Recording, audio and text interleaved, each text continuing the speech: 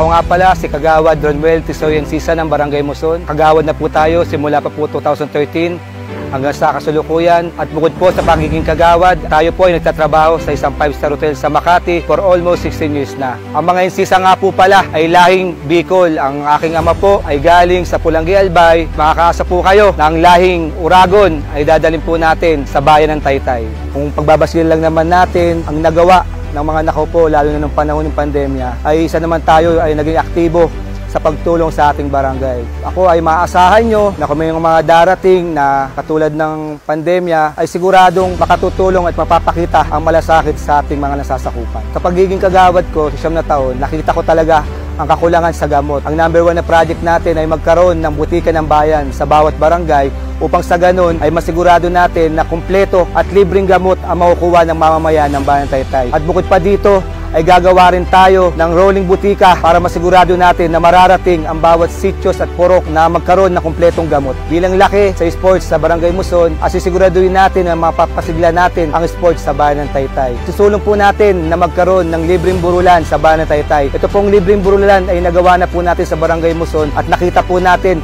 na malaki ang may tutulong nito sa mga mamamayan natin na walang mapaglagakan. Ito ay tutuloy lamang natin sa bayan ng Taytay. Makakaasa kayo ay itutuloy ko kung paano tayo nagservis sa Barangay Muson ay tutuloy natin sa bayan ng Taytay. Muli, ako po si Kagawad Tisoy Encisa, ang butika boy ng Sagip Taytay, nakasisiguro na ang butika at gamot hindi gagawing negosyo.